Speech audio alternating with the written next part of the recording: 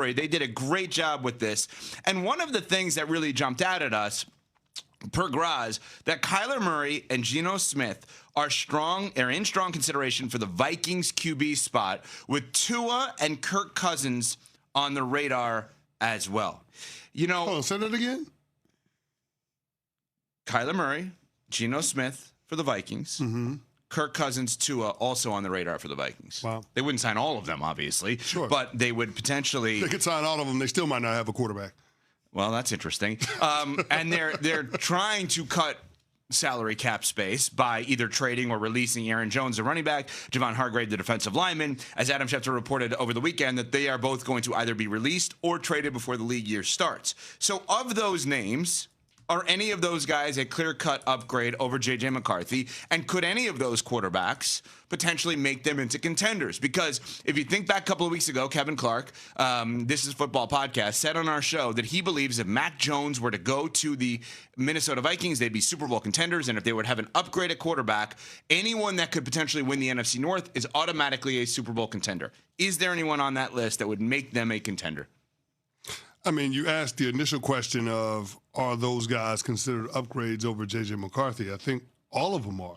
Tua? By the letter of it. Well, I think they're telling you he is. They've all guided teams to the postseason. Every single one of them, even Geno Smith. Mm-hmm. So by the letter of the law, they're better quarterbacks because they've taken their team to the postseason. Now, what they are now versus what they were when those seasons happened, that's a debate. That's a conversation that you could have. But I think the importance for the Minnesota Vikings here is to bring in somebody that does have some level of cachet, some level of credibility when it comes to playing the quarterback position. So the rest of your locker room can have confidence that if J.J. McCarthy doesn't develop properly this offseason, that there is somebody that they can pivot to that still allows them to aspire to being a team that can contend for a division title and be in the playoffs.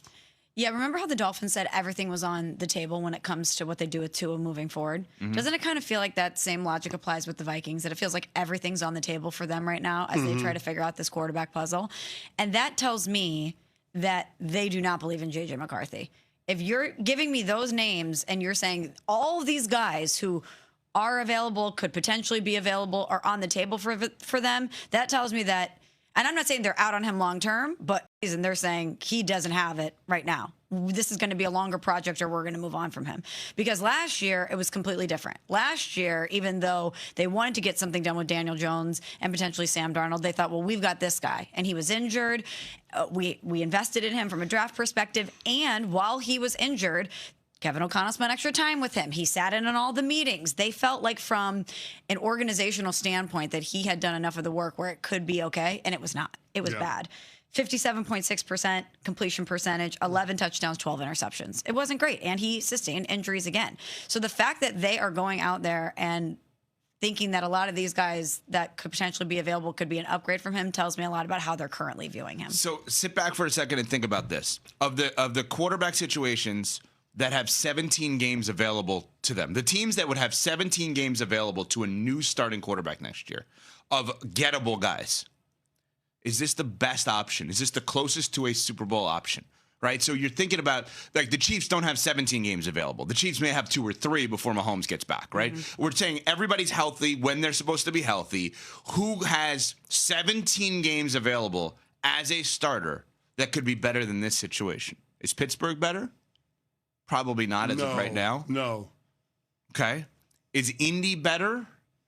Maybe. We're going to probably hear news about Daniel Jones over the next 48 hours. It seems like transition tag, if they don't work out a deal, is what Graz and Fowler reported in this story. Mm-hmm.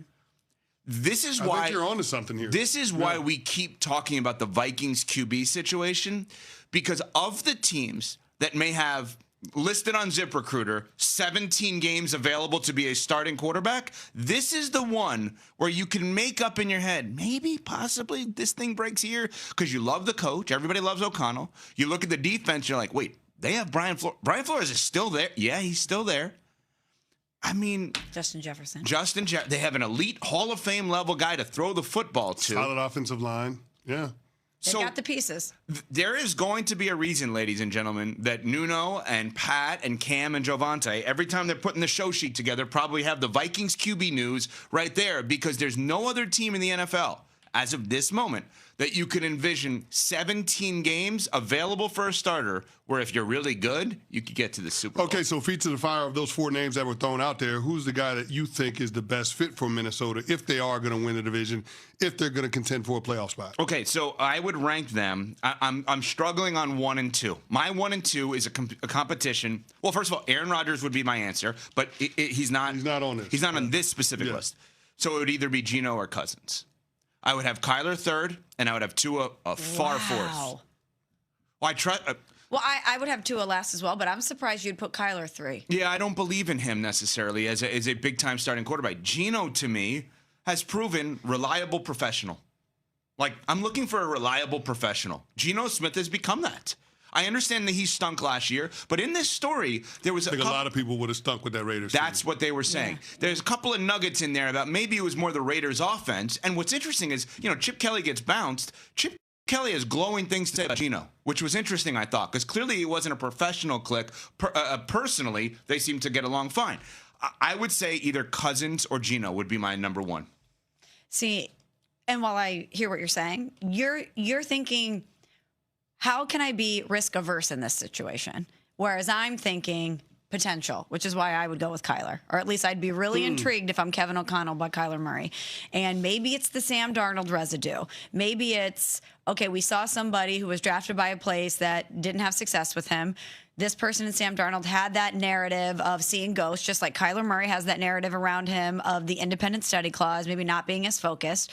You have somebody in Kyler that sustained injuries. We've seen flashes at times of the athleticism. I mean, this guy is an athlete, a pure athlete. No well, doubt. not what we're seeing on that was shown on TV ESPN right now. As she's doing this hype for him, is a shotgun Oh snap my gosh, off they his did face. me dirty. Jovante just did you did dirty. me so It's Kyler dirty. Murray taking a shotgun snap off of his face. You know what? Perfect way to end it. And We're going getting to continue sacked it. and throwing We're going to continue it incompletions. coming up. Mike Tannenbaum is going to join Man. us. ESPN NFL Front Office Insider next. We're on Sportsmanlike, presented by Progressive Insurance.